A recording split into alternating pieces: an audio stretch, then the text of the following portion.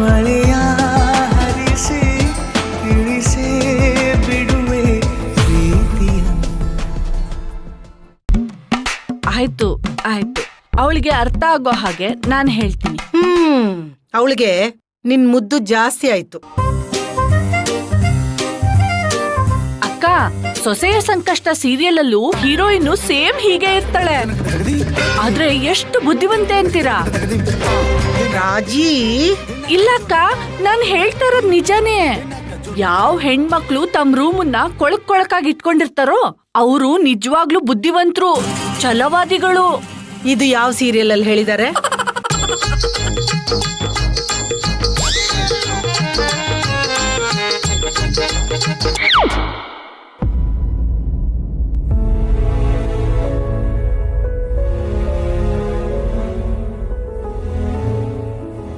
ಅಕ್ಕ, ಅಗಸ್ತ್ಯನ್ ಬಗ್ಗೆ ಯೋಚಿಸ್ತಿದ್ದೀರಾ? ಇದನ್ನ ನೋಡ್ತಿದ್ರೆ ಪುಟ್ಟ ಅಗಸ್ತ್ಯನ್ನ ನೋಡ್ತಿದ್ದಾಗೆ ಅನ್ನಿಸ್ತಿದೆ ಕಣೆ. ಅವನು ಯಾವಾಗ್ಲೂ ನಮ್ಮನೇಲೇ ಇರೋದಕ್ಕೆ ಇಷ್ಟಪಡ್ತಿದ್ದ, ಭಕ್ತಿ ಜೊತೆ ಆಡ್ತಿದ್ದ. ಒಂದೊಂದ್ಸಲ ಅವನು ನನ್ನನ್ನು ಹಚ್ಕೊಂಡಿದ್ ನೋಡಿದ್ರೆ ನನಗೆ ನನ್ನ ಮಗನೇ ಅನ್ನಿಸ್ತಿದ್ದ. ಪಾಪ ಅಲ್ವಾ ಅಕ್ಕ? ಸಂಕಟ ಆಗುತ್ತೆ ಕಣೆ. ಅಮ್ಮನ ಆಶ್ರಯದಲ್ಲಿ ಬೆಳಿಬೇಕಾಗಿರೋ ಮಗು ಯಾರು ಇಲ್ಲದೆ ಅನಾಥವಾಗಿ ಎಲ್ಲೋ ಇರೋದು ಅಂದ್ರೆ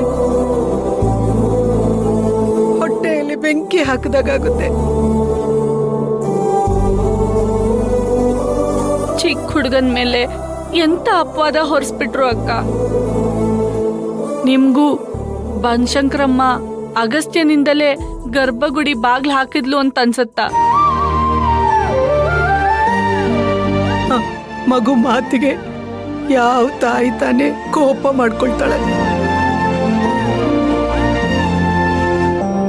ಜನರ ಮಾತಿಗೆ ಬನಶಂಕರಮ್ಮನೆ ಬೇಜಾರು ಮಾಡ್ಕೊಂಡು ಬಾಗ್ಲು ಹಾಕೊಂಡ್ಲು ಅಂತ ಅನ್ಸುತ್ತೆ.